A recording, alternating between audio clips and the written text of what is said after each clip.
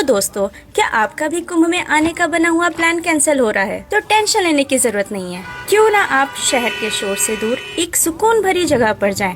गुलमोहर eco village resort, जो कि बना हुआ है प्रयागराज से मात्र 1 घंटे की दूरी पर, जहां आपको मिलेगा नेचर का सुकून, लग्जरी का कंफर्ट और एक परफेक्ट गेटवे का मजा।